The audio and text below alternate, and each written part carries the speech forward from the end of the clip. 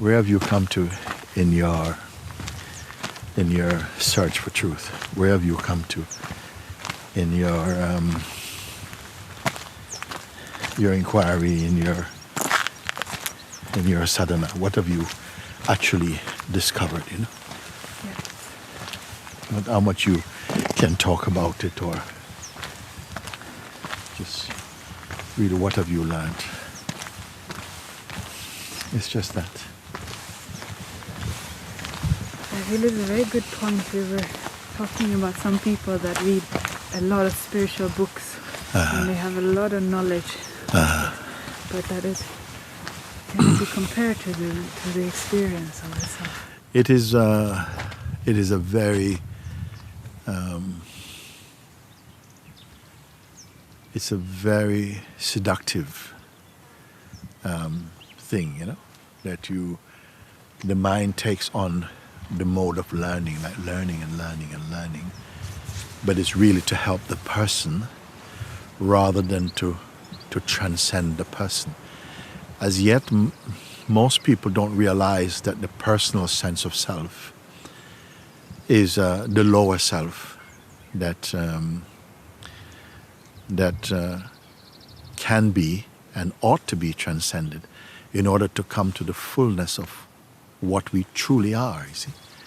I don't feel that knowledge, that fundamental knowledge, has really sprouted in the world as yet. We all have a strong conviction of the sense of personhood, that we are just our person, we are our egos. In fact, we can say like that we are our ego, and we don't use the word ego in reference to ourselves. But what ego means is not merely that you are boastful and look at me and so on. Ego can also appear to be very humble and very nice. What ego means, when I use the word ego, is that you take yourself to be your body and your conditioning, the conditioning that arose with this body, that you are a particular kind of person, and that with the body that you're a man or a woman, and that becomes your fundamental belief that this is what you are. I am this person, and when we indicate the person, we are really referring to a very fluctuating, unstable state of being. And as long as we have that conviction that we are merely our bodies and our mind, or the conditioning that arises in the mind, you will only evolve within that paradigm, within that shape. But I want you to know that there are beings in the world who have transcended, who has gone beyond the limitations of personhood. And I'd like you to know that that is actually the real opportunity and person and possibility of having a human body. That here the consciousness is sufficiently capable of transcending the stage or the state of personhood, and to return and to live inside its source, which is pure awareness.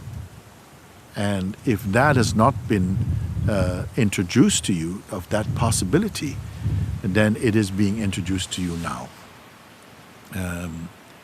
In the true state, which we call awakening to our true nature, or you may hear other terms like self-realization or liberation or so on. It actually means that, because as long as we are living in the limited state of personhood, we will live in the realm of judgments and fears and desire and frustrations and hatred and division, and it is a very unstable, very turbulent state of mind and being. Our true nature is pure awareness beyond the mind. Now you may feel, how can we speak about beyond the mind? Because the mind is all we know. Well, if the mind is all we know, even in saying that, the we who know the mind cannot be the mind. If something is known, You know something, I know this thing, that thing is not me. I, the knower, is who?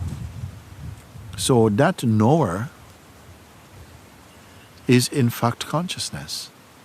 And we can explore and begin to discover the richness, the depth, the fullness of what it means to be fully conscious beyond merely limitations of body-mind. The body-mind is included in it, but is far beyond the scope of the body-mind self-reference. So we are, in fact, and always been, the only fact that there is that is unchanging in us is that we are pure consciousness or pure awareness, meaning that all the interrelated opposites that we perceive through the mind, through our feelings and so on, they are observed as appearing within us. They come and go. We are not anything that come and go. And in fact, whatever you can say that you have learned or perceived or seen or experienced has always been something come and go. Everything is coming and going. And even memory, which you require to retain them, memory is also coming and going. What witnesses the coming and going, the strength or the weakness of even memory? Reflect. And if you are drawn to such introspection, then you'll find that a wonderful force begins to open up within you to take you deeper. Thank you.